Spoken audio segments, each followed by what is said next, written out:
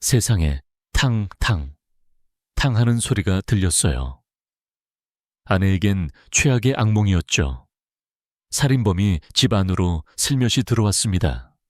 갑자기 그 남자와 3차 세계대전을 치르게 됐고 그가 우릴 죽이려 한다는 걸 알았어요. 남편의 생명은 꺼져가고 있었죠. 문을 닫을 수가 없었어요. 그를 막을 수가 없었습니다. 너무나 가슴 아픈 사건입니다.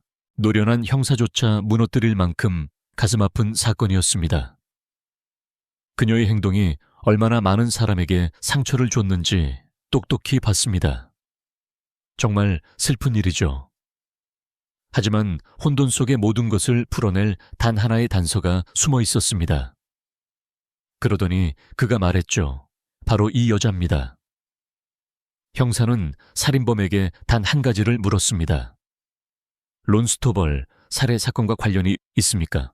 살인범은 이렇게 대답했습니다. 아니요, 저는 관련 없습니다. 바로 그 순간 형사들은 가장 예상치 못한 배후 조종자이자 살인범이 바로 눈앞에 숨어 있었다는 사실을 깨달았습니다. 경찰은 이 단 하나의 사건에서 너무나 많은 반전을 발견했고 곧 보이는 것이 전부가 아니며 아무도 믿을 수 없다는 것을 깨달았습니다. 론이 살던 지역 사회에 이 사건은 상상을 초월하는 살인범과 함께 역사상 가장 뒤얽힌 사건으로 기억될 것입니다. 해군 제대 군인인 론 스토벌은 1998년 10월 6일 평소처럼 UPS 배송기사 교대 근무를 위해 새벽 3시에 일어났습니다.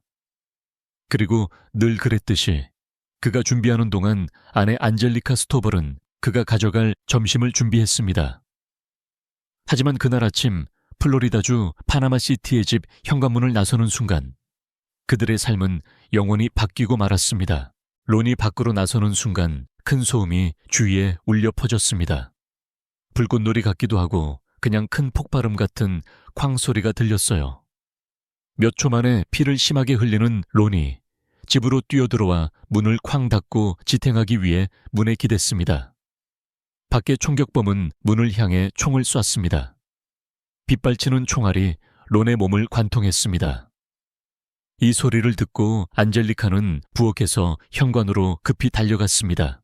그가 돌아서서 저를 쳐다봤는데 눈이 분홍색이었어요. 그리고 저를 향해 달려오기 시작했죠. 저는 무슨 일이야? 무슨 일이야? 라고 외쳤어요. 갑자기 문을 뚫고 들어오려는 그 남자와 3차 세계대전을 치르게 됐고 그가 우릴 죽이려 한다는 걸 알았어요.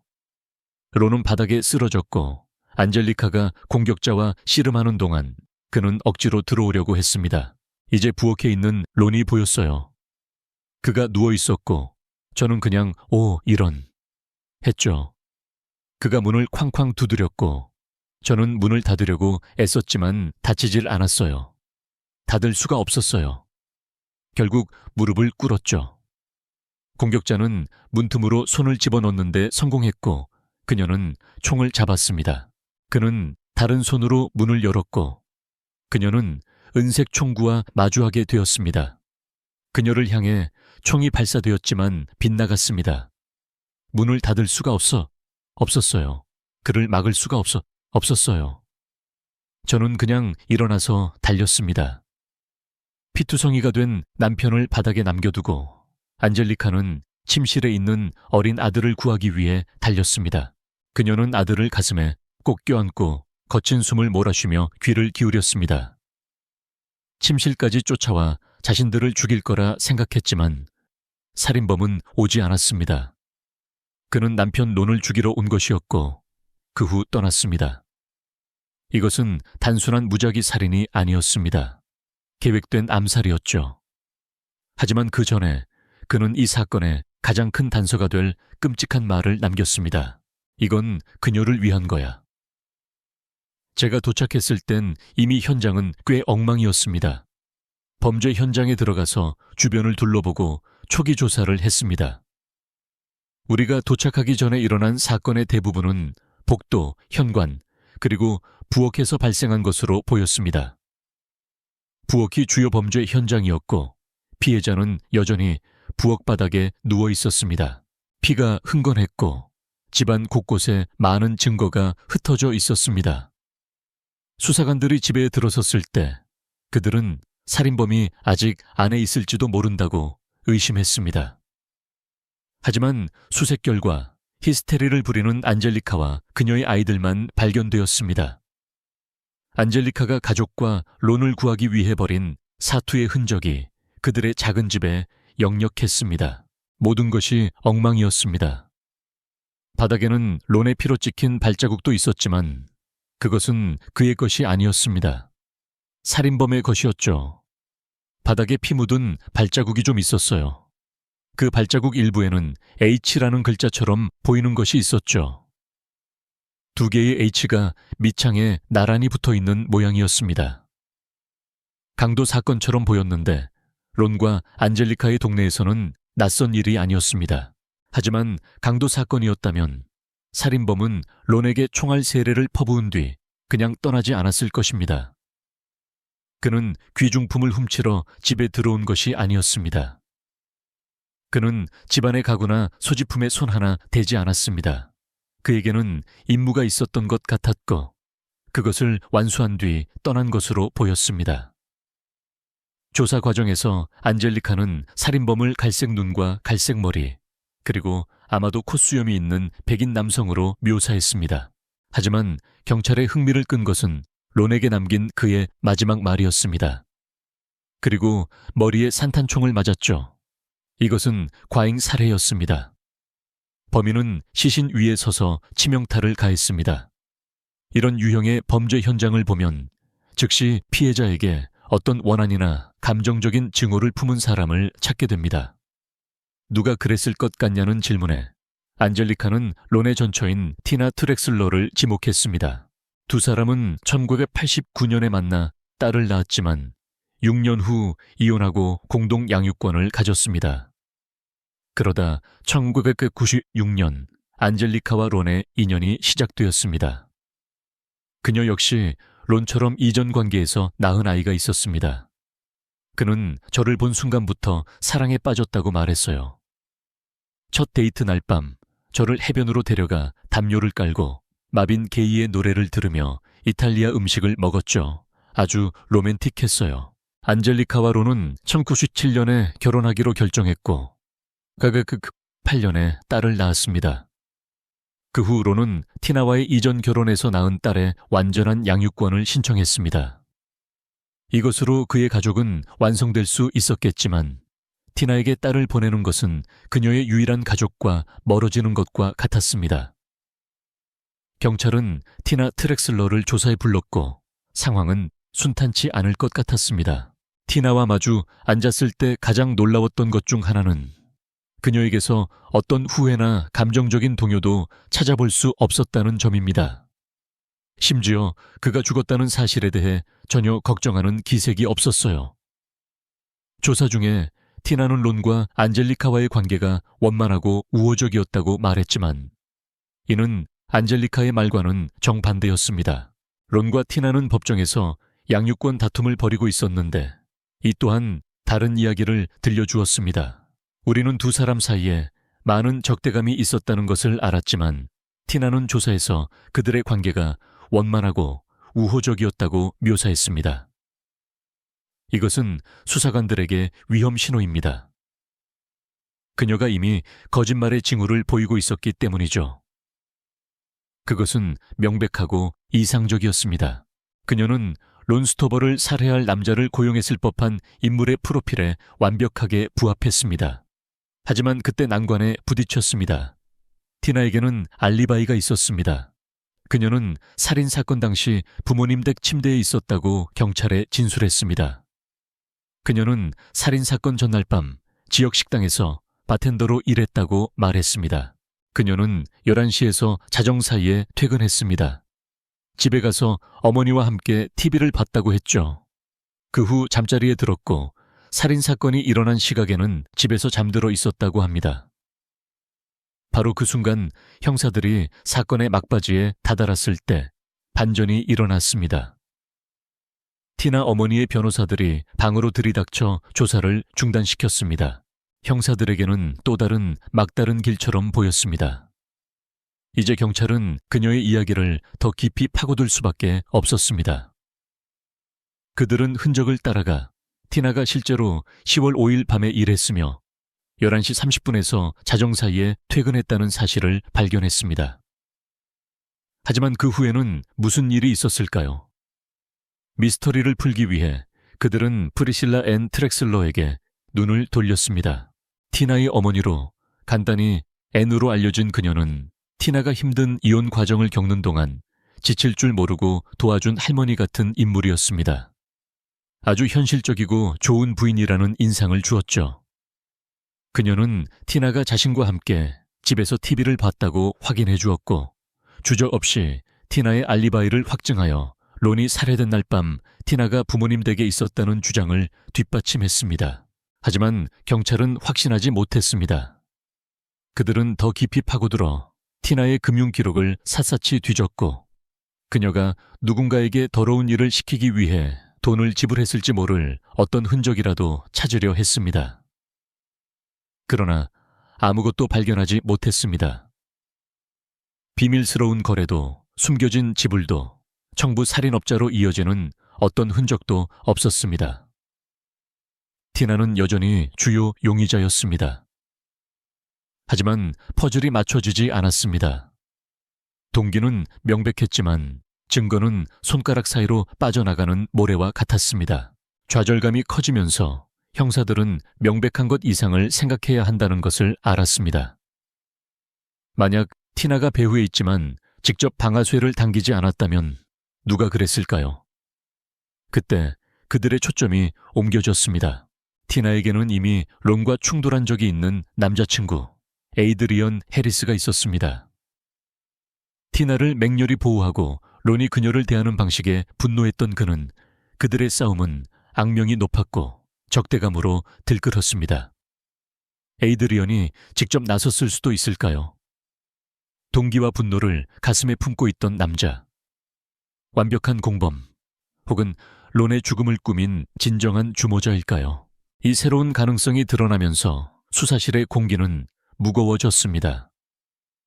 새로운 용의자가 바로 수면 아래에 숨어 있었습니다. 해리스 씨를 조사하기 시작했을 때 그가 돈을 받고 했는지 아니면 스스로 했는지는 확실하지 않았습니다. 하지만 우려되는 점은 그가 티나의 환심을 사기 위해 그녀를 돕는다는 목적으로 이 일을 저질렀을 가능성이 있다는 것이었습니다. 하지만 에이드리언은 플로리다에 없었습니다.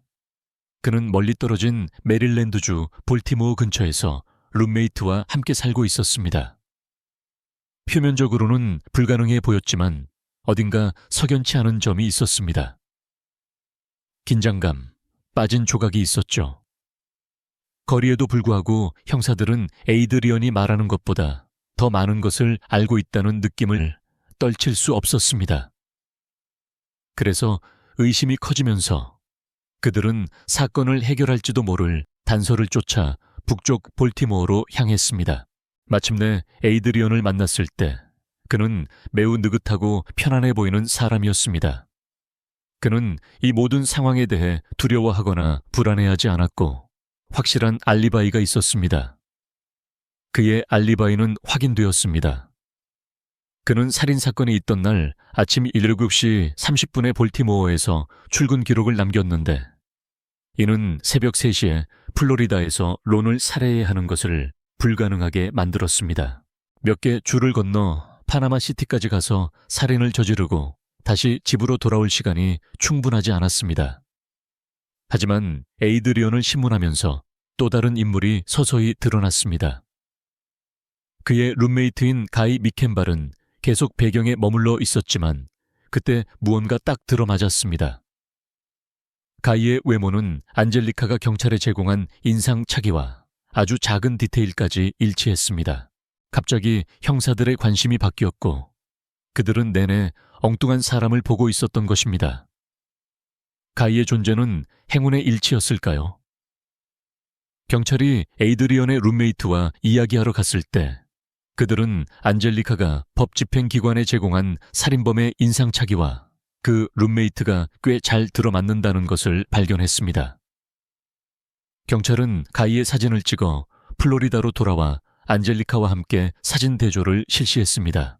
그녀는 그를 바로 알아봤습니다. 확실한 신원 확인으로 형사들은 더 큰 무언가를 포착했음을 알았습니다.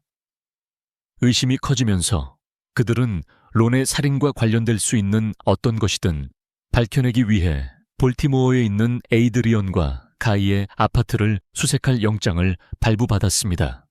그들이 다음에 발견한 것은 모든 것을 바꿔놓을 것이었습니다. 범죄 현장을 가이와 직접적으로 연결하는 발견이었죠. 눈에 잘 띄는 곳에 밑창에 이중 H 패턴이 있는 신발이 숨겨져 있었습니다. 론의 집에 남겨진 피 묻은 발자국과 섬뜩할 정도로 비슷했습니다. 형사들은 범인을 잡았다고 확신했습니다. 그들은 가이를 데려와 신문했습니다. 가이의 신문 동안 그는 자신이 어디에 있었는지에 대한 설명이 있었습니다. 그는 룸메이트 에이드리언처럼 직장에 있었습니다. 가이와 이야기했을 때 그가 알리바이로 제공한 것은 메릴랜드에서 일하고 있었다는 것이었습니다. 그는 퇴근 후 집에 가서 잠을 잤고 다음 날 일어나서 출근했다고 합니다. 그것이 그의 알리바이였습니다. 그 역시 살인사건 당일과 그 다음 날 볼티모어에서 일하고 있었다고 말했습니다. 그의 알리바이는 직장의 감시 카메라 영상으로 확인되었습니다. 그가 살인사건 당시 범죄 현장에 있는 것은 물리적으로 불가능했습니다. 더욱이 가인은 자발적으로 거짓말 탐지기 테스트를 통과하기까지 했습니다. 저는 그가 같은 사람이라고 기억했어요. 머릿속에 그렇게 박혔었죠. 하지만 제가 틀렸어요. 형사들은 또 다른 유망한 단서가 허공으로 사라졌다는 것을 믿을 수 없었습니다. 우리는 꽤 좌절했어요. 마치 롤러코스터 같았죠. 다시 바닥으로 떨어진 기분이었어요. 김이 샜다고나 할까요? 안젤리카는 경찰을 돕고 싶었지만 사건 당시 그녀의 인식은 공포와 사건 자체의 트라우마로 흐려져 있었습니다.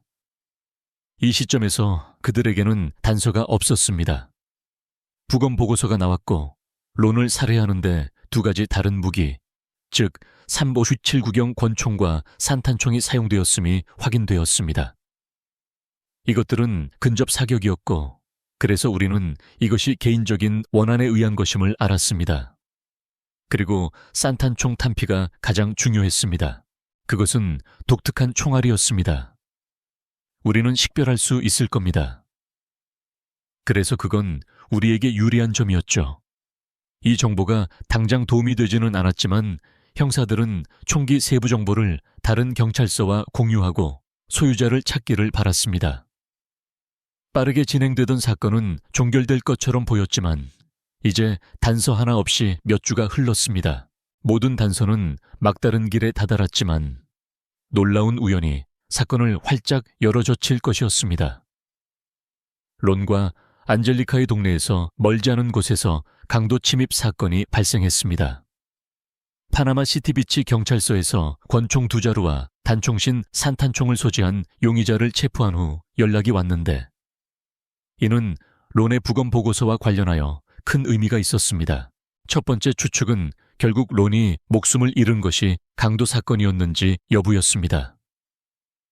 체포된 안토니오 토니 알베르토 페레즈는 긴 범죄 기록을 가지고 있었고 다른 살인사건의 용의자이기도 했습니다. 그의 총기에서 나온 탄도 증거를 기다리는 동안 수사관들은 총격범에 대한 안젤리카의 묘사와 일치하는 페레즈를 신문했습니다. 토니는 갈색 눈, 갈색 머리카락, 그리고 수염이 있었습니다. 그는 우리 범인과 똑같이 생겼어요. 그는 스토벌 씨의 신체적 묘사와 완전히 일치했습니다. 그 인터뷰에서 페레즈는 다른 폭력 행위를 포함하여 수사관들과 편안하게 농담을 했습니다. 그는 호감 가는 사람처럼 보였어요. 웃고 장난을 쳤지만 말을 할수록 더 많은 위험 신호가 나타났습니다. 그는 자신이 관여했던 다른 폭력 행위에 대해 자랑하기 시작했습니다. 그는 그것에 대해 완전히 무심했습니다. 페레즈는 스토벌 살인 사건과의 관련성을 단호히 부인하며 그 범죄는 물론 피해자에 대해서도 들어본 적이 없다고 주장했습니다. 하지만 수사관들은 확신하지 못했습니다. 수색 영장을 손에 쥐고 그들은 그의 창고를 급습했고 거기서 사건을 활짝 열어젖힐 충격적인 증거를 발견했습니다. 그곳에서 그들은 밑창에 H가 새겨진 작업화를 발견했습니다. 그것들은 범죄연구소로 보내졌습니다. 수사관들은 거의 다 왔다고 생각했고 곧 그들의 의심은 소름 끼치는 세부 사항으로 확인될 것이었습니다. 수색 후 경찰은 그의 총에서 나온 시험 발사탄이 스토벌의 시신에서 채취한 총알과 일치한다는 확인을 받았습니다. 바로 그 증거는 어떤 살인 사건에서든 가질 수 있는 가장 큰 것 중 하나입니다. 무기를 찾고 그 무기를 가진 사람을 찾을 수 있다면 그건 정말 큰 겁니다. 그들은 다시 페레즈와 대면하고 압박의 수위를 높였습니다. 이때 그는 자신의 총을 다른 사람에게 빌려줬다고 말했고 론 스토벌이 마약을 거래해서 살해당했다는 말을 들었다고 덧붙였습니다.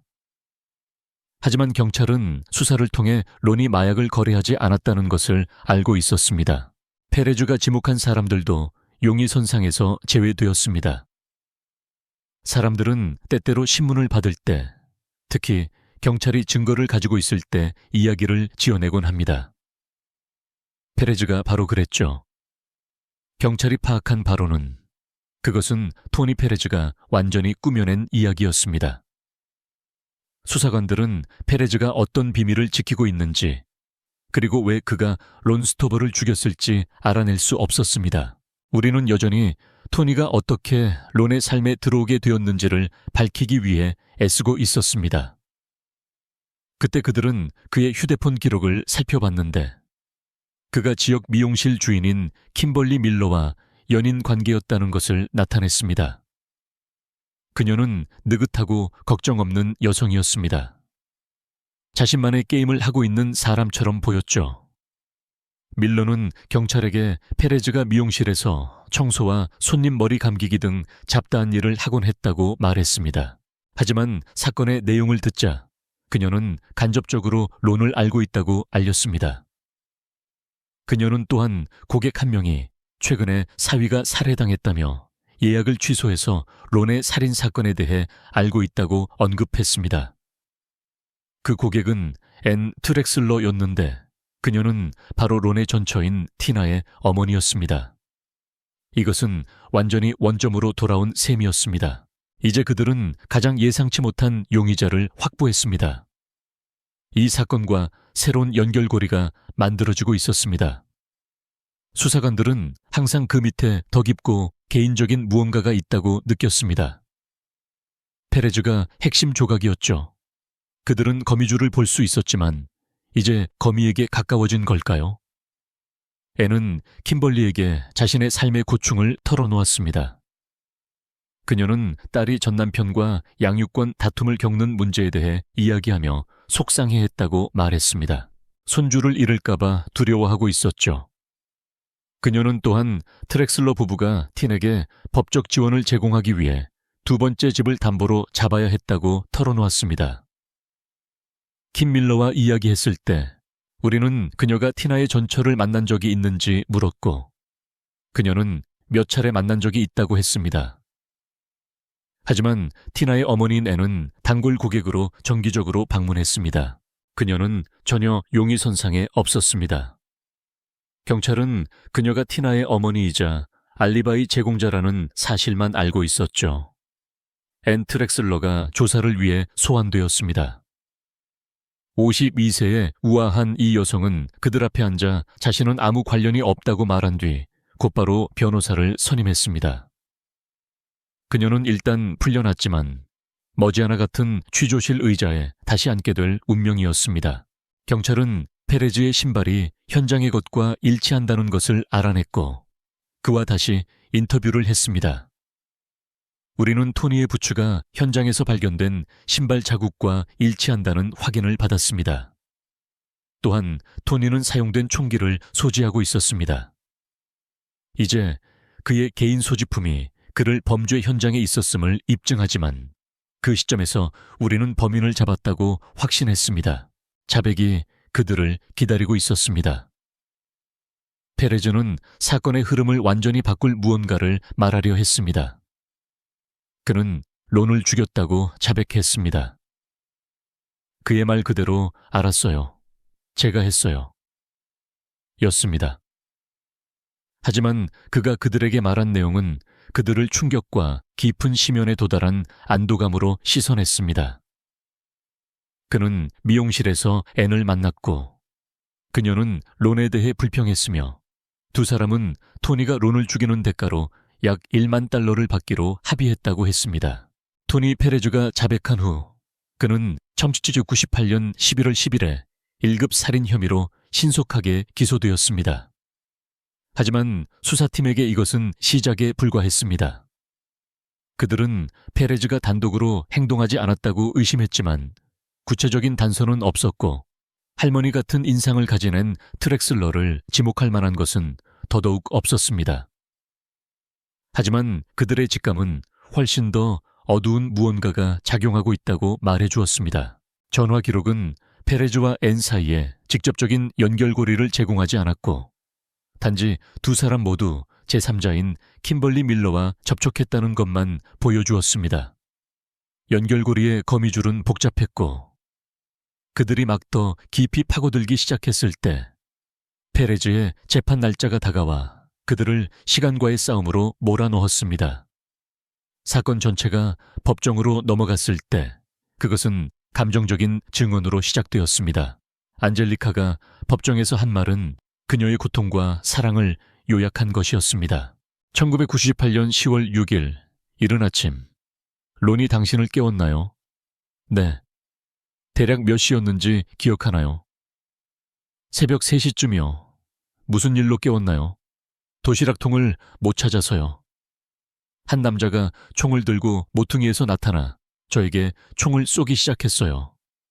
그가 문을 쾅 닫았어요. 당신이 문을 닫았군요. 론은 뭘 하고 있었나요?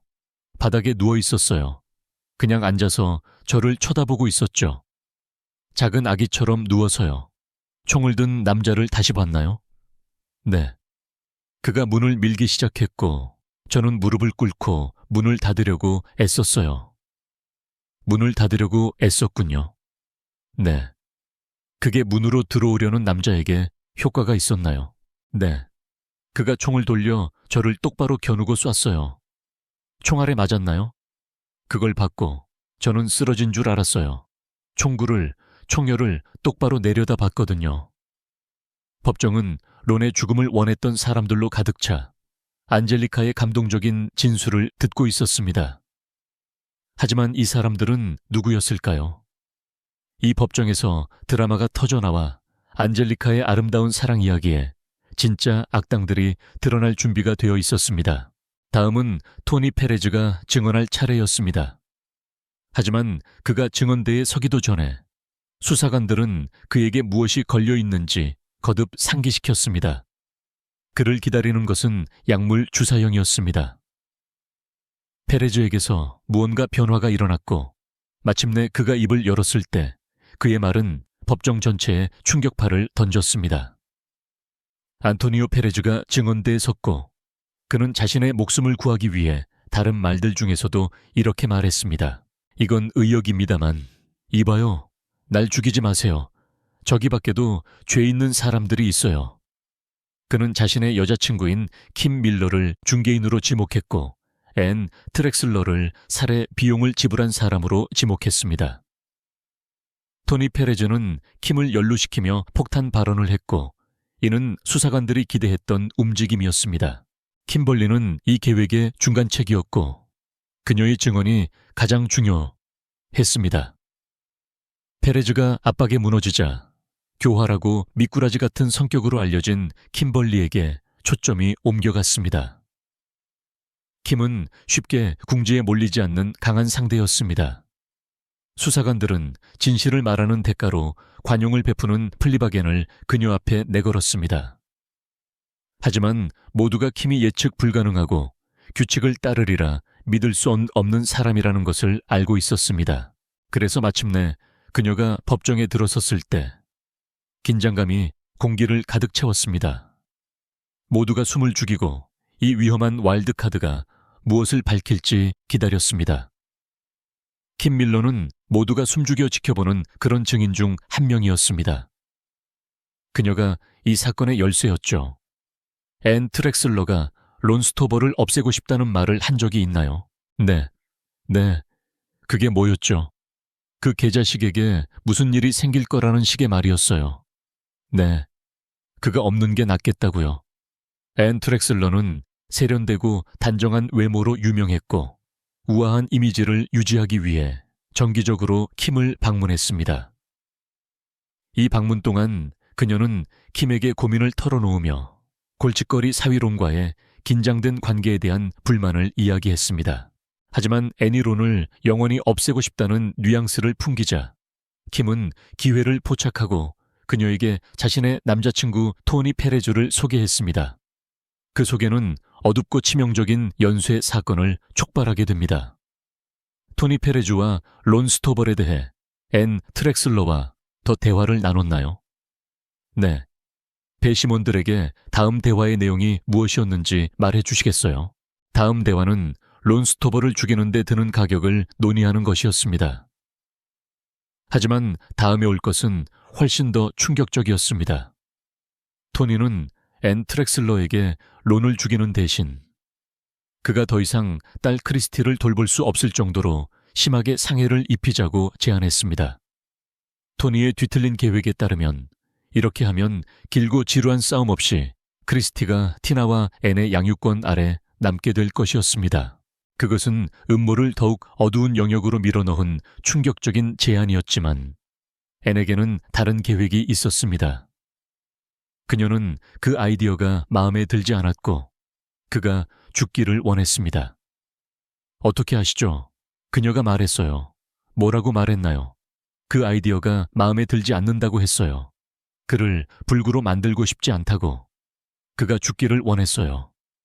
처음에 페레즈는 론의 목숨을 끊는 대가로 5만 달러를 요구했지만 앤은 그만한 돈이 없다고 말했습니다. 그녀는 역제안을 했습니다. 1만 달러, 선금 5천, 일이 끝난 후 5천. 페레즈는 생각해보겠다고 말했습니다. 나중에 그는 여자친구 킴에게 그 일을 하겠다고 말했습니다. 그 정보를 어떻게 했나요? 앤 트렉슬러에게 전했나요? 어디서 말했죠? 미용실에서요. 그래서 2주 후에 그녀가 다시 왔을 때 머리할 시간이었나요? 그리고 2주 후에 그녀가 다시 왔을 때 무슨 일이 있었나요? 그녀가 저에게 5천 달러를 줬어요. 어서요. 어떻게 5천 달러를 줬나요? 봉투에 담아서요. 어디서 줬죠? 미용실에서요. 그리고 그 방문의 목적은 뭐였나요? 그날 그녀의 머리를 해주고 있었나요? 그녀는 나머지 5천 달러를 가져왔어요. 그리고 그 5천 달러는 어떻게 전달됐나요? 첫 번째와 마찬가지로 드라이브스루 은행 창구 봉투처럼 보이는 봉투에 현금으로요. 그리고 피고인이 그 5천 달러에 대해 당신에게 한 말이 있었나요? 저를 안아주며 자기에게 저 같은 친구는 없었다고 말했어요. 뭐라고요? 저 같은 친구는 한 번도 없었다고요. 당신 같은 친구는 한 번도 없었다고요. 킴은 자신의 말을 지켰고 결정적인 증언을 했습니다. 하지만 앤에 대한 증언은 범죄 경력이 있는 마약 판매 커플이라는 매우 의심스러운 두 인물로부터 나왔습니다. 반면에 앤 트렉슬러는 교회에 다니고 잘 알려진 할머니였으며 흠잡을 데 없는 이력을 가지고 있었습니다. 그녀는 예의 바르고 옷차림이 단정했으며 킴이나 페레즈와 진심 어린 대화를 나눌 사람처럼 보이지 않았습니다. 그녀에게 불리한 다른 증거는 없었거나 그렇게 보였습니다. 사실 수사관들이 확보해 둔 것이 있었고 그것은 앤 트렉슬러에 대한 주요 증거로 법원에 제출될 예정이었습니다. 그 진술서에 1998년 9월 23일 자로 해당 계좌에서 현금 서비스 기록이 있습니까? 네. 2,800달러의 현금 서비스가 있었습니다. 경찰은 앤의 금융 기록을 조사하여 총 10,000달러에 달하는 여러 건의 인출을 발견했습니다. 이는 페레즈와 킴이 경찰에 말한 그가 받은 금액과 일치했지만 애니론의 죽음을 설계한 장본인이라는 것을 입증하기에는 충분하지 않았습니다. 아니요, 그렇지 않았습니다. 앤 트렉슬러의 변호사는 법정에 한 가지 이론을 제시했습니다. 위험한 커플인 페레즈와 킴이 스스로 론을 죽였다는 것입니다. 한 가지 이유는 kimberly 밀러가 론 스톨과 연인 관계였지만 그가 관계에서 폭력적으로 변했기 때문입니다. 킴과 페레즈는 그가 자녀들, 특히 티나와의 딸에게 대한 그의 처우 때문에 그를 증오하기 시작했습니다. 그들은 그가 미용실에서 그 소녀를 학대하는 것을 한 번 본 적이 있었습니다. 그들을 없애달라고 부탁한 것은 앤이 아니었습니다. 사실 페레즈에게 그를 죽이라고 설득한 것은 킴이었습니다. 나중에 그들의 행동이 그들을 따라잡기 시작하자 그녀는 앤에게 뒤집어 씌우기로 결정했습니다. 변호사는 충격적인 증인을 내세웠습니다. 그는 다름 아닌 토니 페레즈였습니다. 킴은 론이 얼마나 화를 잘 내고 소리를 지르며 못되게 구는지, 그리고 그가 그 어린 소녀에게 무슨 짓을 하고 있는지에 대해 저에게 몇 마디 했습니다. 그녀가 론 스토벌이 이 아이를 신체적으로 학대했다고 말했군요. 네, 그렇습니다. 그를 모르는 상태에서 그를 증오하게 된 거군요. 오, 네, 확실히 증오했죠. 그것은 차분하고 냉정한 증오였습니까? 아니면 불과 열정을 불러일으켰습니까?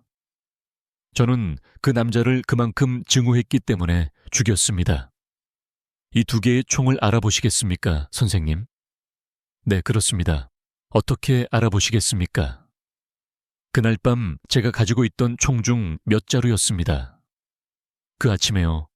데븐포트에 증거 42번으로 제출된 이것을 알아보시겠습니까? 네, 그렇습니다. 어떻게 알아보시겠습니까? 앤에게서 받은 총입니다. 그녀가 당신을 론 스토벌의 집으로 데려갔습니까? 네, 그렇습니다. 그녀가 당신을 그곳으로 데려갈 때 그녀가 당신에게 말한 그녀와의 개인적인 관계와 아이의 폭행에 근거하여 그를 죽이러 간다는 것을 이해하고 갔습니까? 네. 1998년 12월 론 스토벌의 죽음과 앤 트렉슬러는 아무 관련이 없었습니까? 네, 없었습니다. 그녀가 당신에게 1센트라도 지불하거나 그 이른 아침 시간에 당신이 한 행동에 대해 다른 어떤 대가를 제안했습니까? 아니요. 하지만 그녀는 킴이 꾸며내기에 가장 쉬운 상대였을 겁니다. 네, 책임을 전가하기 위해서요. 네, 그렇습니다. 살인범 자신이 이제 자신의 진술을 바꿨습니다. 이것이 앤 트렉슬러의 무죄를 주장하는 변호인 측의 주장을 강화하지는 못하더라도 적어도 앤 트렉슬러에 대한 검찰 측의 주장을 약화시켰습니다. 왜냐하면 이제 토니 페레즈의 진술은 아무런 가치가 없었기 때문입니다. 법정은 다음으로 앤 트렉슬러 자신이 증인석에 앉아 자신의 입장을 설명하는 것을 보았습니다. 당신과 당신의 남편은 경험 많은 양육권 소송 변호사를 고용할 자금을 마련하는데 티나를 돕기로 합의했습니까? 네. 그 정도 지위의 사람을 고용하려면 어느 정도의 돈이 필요할지 짐작했나요? 최소 1만 달러는 필요하다는 것을 알게 됐어요. 최소한이요. 변호인 측에 따르면 앤은 딸의 양육권 변호사 비용을 지불하기 위해 돈을 인출했습니다. 앤이 자신의 변호에서 한 말은 이 사건을 풀리지 않는 복잡한 퍼즐로 만들 것이었습니다. 제가 다녔던 모든 미용실에서는 그냥 앉아서 인생 이야기를 하죠. 그리고 티나와 몬스터롱 사이에 진행 중이던 양육권 문제에 대해 그녀에게 이야기했나요? 네, 양측 사이에 악감정이 있다는 것을 그녀에게 알렸나요? 네, 그랬어요. 팀이 그녀의 변호를 위해 유능하고 실력 있는 변호사를 고용하려고 한다는 것을 그녀에게 알렸나요? 네, 그랬어요. 그리고 그렇게 하기 위해 많은 돈을 모으려고 한다고 그녀에게 말했나요? 네, 그랬어요. 대략 얼마인지 그녀에게 말했나요? 그랬던 것 같아요. 얼마라고 말했죠. 최소 1만 달러는 필요하다고 말했어요. 변호사에 따르면 킴은 살인사건 이후 앤을 모함하기 위해 의도적으로 사용한 사건의 세부사항, 즉 앤과 그녀의 딸, 그리고 론 사이의 악감정과 양육권 다툼을 위해 인출한 금액 등을 알고 있었습니다. 제 질문은 이겁니다. 당신은 론 스토벌의 죽음과 조금이라도 관련이 있습니까? 아니요, 없습니다. 당신은 론 스토벌이 죽기를 원했습니까? 아니요, 원하지 않았습니다. 사건은 앤 트렉슬러에게 유리하게 흘러가고 있었습니다. 하지만 검찰이 일어나 질문을 시작하자 바람의 방향은 극적으로 다시 바뀌며 어두운 비밀을 폭로했습니다. 론의 사망 며칠 전, 킴 밀러와 여러 차례 전화 통화를 한 기억이 있습니까? 기억나지 않습니다. 아니요, 기억나지 않아요. 그리고 9월 18일, 같은 날, 당신의 집에서 킴 밀러의 집으로 전화를 건 기억이 있습니까? 아니요, 기억나지 않습니다. 1998년 9월 26일, 자정 12분. 킴 밀러의 휴대폰에서 당신의 집으로 전화가 걸려온 기억이 있습니까? 아니요, 없습니다. 그 통화가 94초 동안 지속된 것을 기억하나요? 아니요, 기억나지 않습니다. 앤과 킴 사이의 발신 및 수신 통화량과 시간은 미용사와 고객의 관계로 보기에는 불가능하게 만들었습니다. 그것으로 끝이었습니다. 배심원들이 결정을 내리는 동안 론의 부모는 서로를 붙잡고 정의를 위해 기도했습니다. 배심원단의 결정은 법정을 뒤흔들었습니다. 플로리다주 제24 사법순회재판소 바이 카운티 마틴 주대 벤 트렉서 피고인 평결. 배심원단은 다음과 같이 판결했습니다. 피고인 아이 인터랙트에 대해 이 사건에서 피고인은 1급 살인죄로 유죄입니다. 악의적인 의도에 둘러싸여 있었지만 론의 기억은 그를 진정으로 사랑했던 사람들에 의해 영원히 소중히 간직될 것입니다. 앤 트렉슬러는 론 스토벌이 자신의 소중한 외손녀를 빼앗아가 그녀의 모든 면회권을 박탈할 것을 두려워했습니다. 그녀는 그가 자신의 딸을 버리고 다른 사람과 결혼했기 때문에 그가 이대로 넘어가는 것을 허용해서는 안 된다고 강하게 느꼈습니다. 그래서 그녀는 그가 그냥 넘어가지 못하게 했고 그를 살해했습니다. 그녀의 증언에도 불구하고 배심원단은 2001년 5월 14일 트렉슬러에게 유죄를 평결하고 가석방 없는 종신형을 선고했습니다.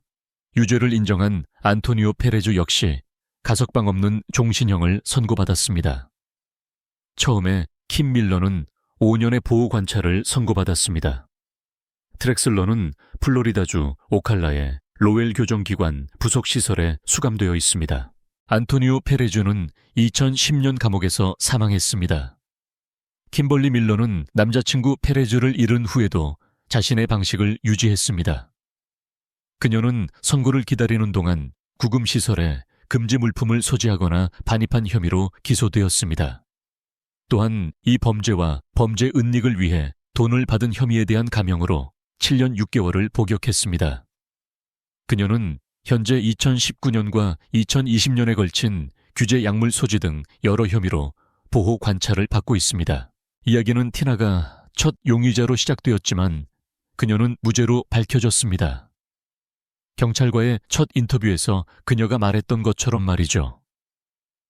한편 이전의 파경을 딛고 자녀들과 함께 쌓아올린 론과 안젤리카의 사랑스러운 삶은 사라졌습니다. 앤 트렉슬러는 그 손녀에게 집착했습니다. 그녀는 사악한 여자예요. 더 말하고 싶어요. 그녀의 행동을 봤고 그게 얼마나 많은 사람들에게 상처를 줬는지 봤습니다. 정말 슬픈 일이죠. 손녀를 곁에 두기 위해 모든 거미줄을 친 할머니는 죽을 때까지 감옥에 머물며 소중한 마지막 세월을 손녀 없이 보낼 것입니다. 그녀는 여전히 론에 대한 범죄에 대해 자신은 무죄라고 주장합니다. 앤 트렉슬러는 자신이 무사히 빠져나갈 수 있다고 믿었을까요? 아니면 이것은 우발적인 범죄였을까요? 티나가 이 이야기를 모르게 하는 데는 많은 노력이 필요했을 것입니다. 아니면 티나가 무슨 일이 일어나고 있는지 조금은 알고 있었다고 생각하시나요? 아래 댓글 섹션에 여러분의 생각을 알려주세요. 그리고 오늘 영상이 흥미로웠다면 저희 채널 구독을 고려해주세요. 좋아요 버튼을 누르고 저희 영상을 공유해주세요. 또한 저희가 다루었으면 하는 범죄 이야기가 있다면 아래 댓글 섹션에 메시지를 남겨주세요.